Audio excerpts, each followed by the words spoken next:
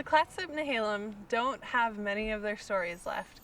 Really, the main story is the creation story because it tells of our birth, of how we ended up here. And it has always played a very important role to all tribes. I think the first person that I really recognized that it was a creation story was probably my mom. I heard it over and over and over again, and it just kind of sunk in what it meant or what it is. Long, long ago, when Old Man Southwind was traveling north, he met a powerful woman that was a giant. You give me some food? I'm very hungry. I have no food, but here is a net. You can catch some food for yourself if you wish.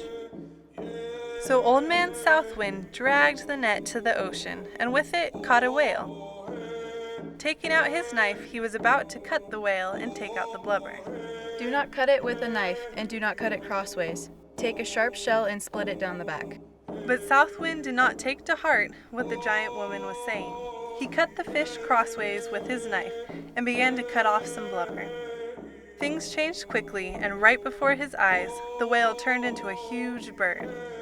It was so big that when it flew into the air, it hid the sun, and the noise of its wings shook the earth. It was Thunderbird. Thunderbird flew to the east and sat on top of Saddle Mountain, near the mouth of the Columbia River. There it laid a nest full of eggs. The woman followed Thunderbird to the nest and waited until Thunderbird flew west to find some food. She ran to the nest and grabbed all of the eggs. They didn't look good, so she threw them down the mountainside.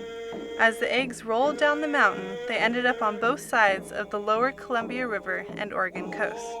And from each of the eggs, a tribe was born: the Clatsop, Nehalem, Tillamook, Willapa, Cathlamet, Wicayacum, Clatskanie, and Lower Chinook. When Thunderbird came back to the nest with no eggs, the powerful creature became angry and flew to Southwind. Thunderbird and I agreed that we must find the giant woman and seek revenge. We chased her for days, but she had vanished. Each year, during the coldest time of the year, you can hear Thunderbird and Southwind return to hunt for the giant woman. And that is how the tribes of Northwest Oregon and Southwest Washington were created. And that is why we never cut the first salmon across the back. We know that we should follow the ways of our ancestor and cut the salmon how he cut the whale. If the salmon is cut the wrong way, the salmon will cease to run. Always, even to this day, we slit the first salmon down the back lengthwise. Storytelling is really important to carry on the traditions and just the existence of the peoples. The knowledge that the people who hear the story, who are from that story, who rolled down the mountain and came out of those eggs, know that they are descendants of Thunderbird. And Thunderbird is our higher power, I guess, if you will.